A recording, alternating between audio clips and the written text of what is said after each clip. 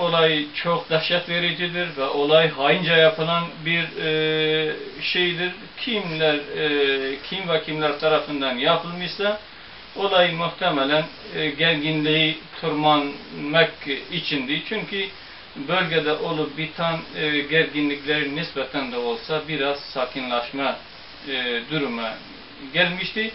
Ve o olay tekrar olayları kızıştırmak ve ortalığı kızıştırmak içindi. Olay tümüyle haince bir şeyin ürünüydü. Hatta olay yapıldığı zaman dediler işte kurucuların bulunduğu duraka. Halbuki orada hiçbir tane kurucu yoktu. Tümüyle olay halka yönelikti ve mazlum insanlara yönelikti. Teşekkür ederim. Olay çağı bu?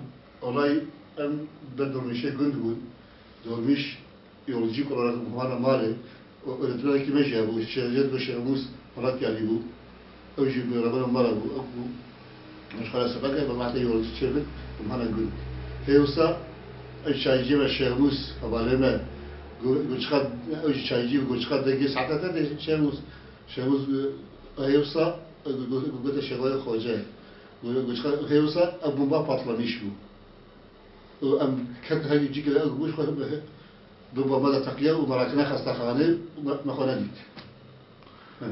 شو بو هاد؟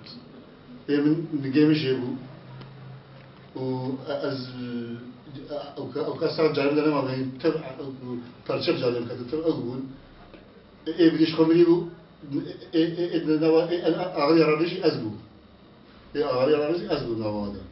نبيو أب olay kiriye متخازن قد درفنا الميدان يعني. متخازن قصص ياخذ بيني. مثلا المتخازن işte hatta rivayet bu lehda salih çok fazla koyar sorun kapalı ya. Hatta irona hediye bekliyor. O ne yetkiliye ne hükümeti ne insanı. Yani ben haber gibi sahne gibi. İşte ko eftiştihanın tane araştırmış girim. Hem de kuazın üst tarafı insanı yetkili, insanı yönetici, bakın Cumhurbaşkanı, bakın Başbakanı, mesela bütün yetkiyi Türkiye hısiye desteği mita. Neden ki hısiye desteği mita? Hem de kuazın ko hakkı ki mehebe, hem de kuazın hakkı medeni meydanı.